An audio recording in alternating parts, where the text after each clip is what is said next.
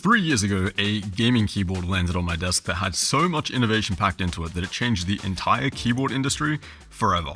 And today we're looking at the new version. It's got better build quality, some new switches, and even an 8000 Hz polling rate. This is the 60HE V2 from Wooting. Firstly, some disclosures. Wooting are not sponsoring this video. None of my videos are sponsored. There is also no affiliate link below for this product, which means I don't receive a commission if you decide to pick one up.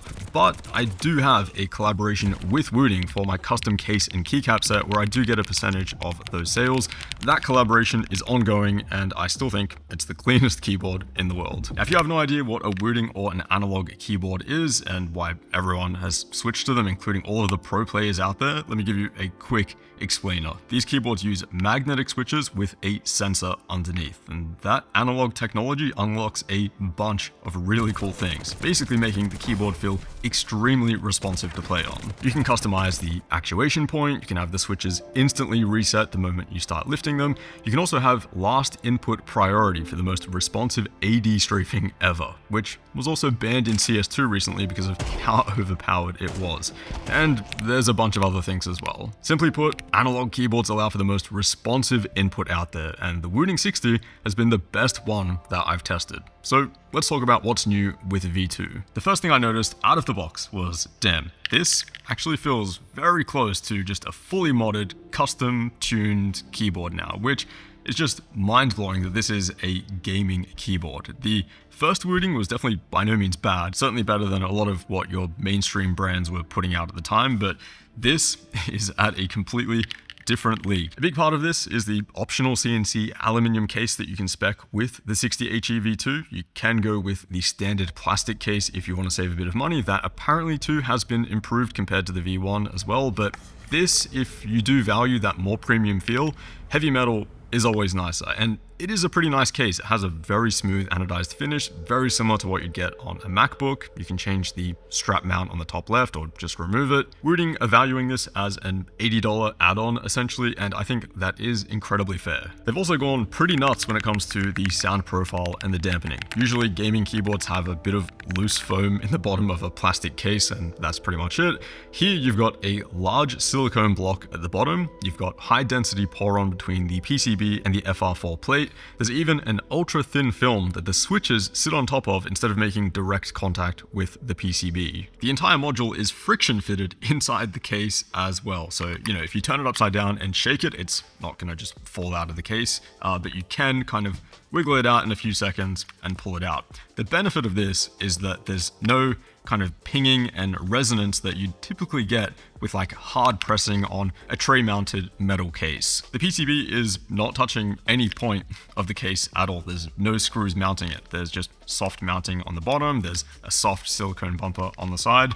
And so yeah, it's a nice kind of soft, muted, really nice typing feel and sound. It's still nowhere near the amount of compression or kind of flex that you'd get on a really expensive custom board, but Wooting have said they still want to keep some firmness there for their Hall effect switches, which makes sense. Another big upgrade to the sound are the new switches. So these are Wooting's newest switch. It's a full 4mm switch, light to medium actuation force. They've got a closed bottom now as well for improved sound, and really low stem wobble. It's a much tighter, smoother feeling switch, especially if you're coming from like the original Leica switches from like 3 years back. These are a pretty big upgrade. Now recently I've been running the Geon Raw switches in my own custom build, and I've loved these switches. They're the best sounding Hall effect switches that I've ever tried, and I still do think that they are a little bit better than these new Tiken switches. They sound smoother, a little bit quieter. I feel like the springs are just slightly less audible as well. It is a bit of personal preference at the end of the day. I mean, for a stock switch, these Tiken switches are still absolutely insane. But yeah, let me know what you guys think down below.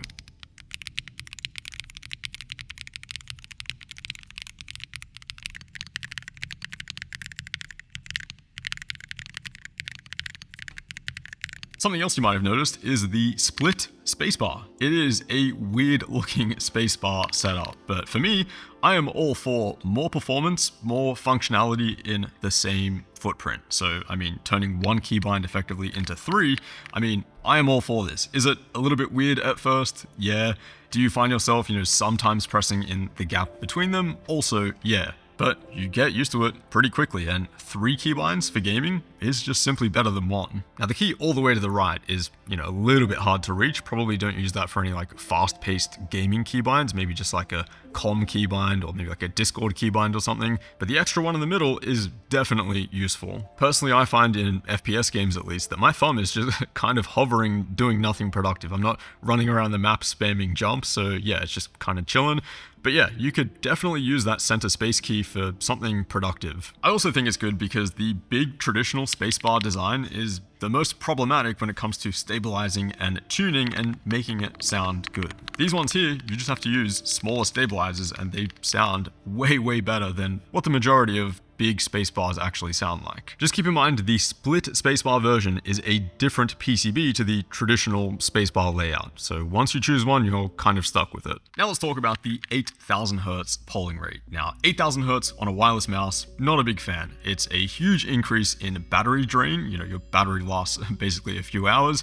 And also it's going to increase your CPU usage quite a bit. In some cases, even increase your PC latency, which just defeats the whole point of using it in the first place. Those two things aren't a problem though when it comes to an 8000 Hertz keyboard. It's simply a faster input with really no downside. The question is though, does it actually make a difference? Well, actually, in terms of testing, I was able to find a very small difference. I tested the rapid trigger delay between the 60HE and the new V2, basically testing how fast each keyboard can reset the switch, and I used a high-speed camera to capture the delay. So this is an end-to-end latency test, which includes the PC latency and the monitor latency. Honestly, I was not even expecting to find a difference here, but hey, if you get enough samples, you can actually see a difference. The improvement seems to be about 1 millisecond, which is theoretically what you'd expect. This was with the rapid trigger set to the minimum value on both keyboards and tachyon mode enabled as well. Now 3 years ago, if you wanted a good Hall effect rapid trigger keyboard with no problems, it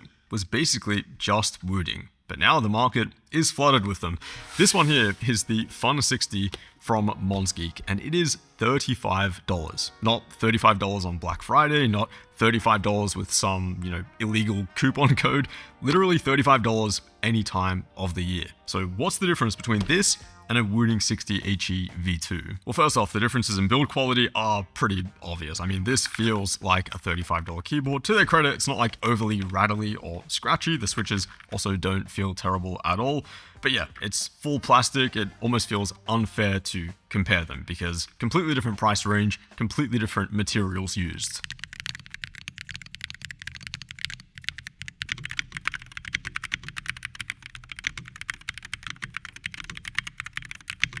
The performance difference though is what I think most of us really care about. That is the point of this analog tech in the first place. And yeah, there is a difference between the 60HE V2 and the Fun 60. It seems to be about 5 milliseconds on average. I'd probably expect a smaller delay for the switch activation on the Fun 60. That seems a bit more simple to get right. And I have to say, this board doesn't feel bad to play on at all, especially for $35. I also think that 5 millisecond delay, as bad as it sounds, it's a bit harder to feel in person. Your own fingers are pressing and resetting the switches a lot slower than you think. Now, as much as I would love everyone to just get the latest, best stuff out there and also just support the original Hall effect rapid trigger gaming keyboard company, this price disparity can't be ignored. I mean, $180, $35. If you're a broke student and you just want the best gaming keyboard you can get for $30-40, the Fun 60 is not only totally fine, it's insanely good value. The software and feature set as well, they've copied a lot of stuff from Wooting, but it's 60 to 70% of the way there. So there it is, the successor to the greatest gaming keyboard in the world. But is it worth upgrading to? I would honestly say if you have the original 60HE, grab a metal case and some nice aftermarket switches and call it a day. That'll get you 80-85% of the way there to what a 60HE V2 would feel like. Most of the upgrades here are basically out of the box build quality refinements. And yeah, out of the box, this thing feels incredible to type on. That extra 15% or so is the 8000 Hertz polling rate, which I don't think is going to be worth upgrading to for most people. Certainly not unless you have a 500 Hertz monitor or like a 5080 or a 5090 and you're also reducing the input lag of other areas of your system. Then yeah, The 8000 Hz polling rate is going to help by an extra millisecond or so. If you're upgrading from a different keyboard though, maybe a cheaper analog keyboard with less features, worse latency, and you've always been looking to get a Wooting eventually, then yeah, now would be a good time to do so. It certainly would be an upgrade. Wooting for me is still definitely leading the way for performance and innovation. A lot of the competition are still playing catch up, and now there's a new benchmark for what the ultimate 60% gaming keyboard looks like.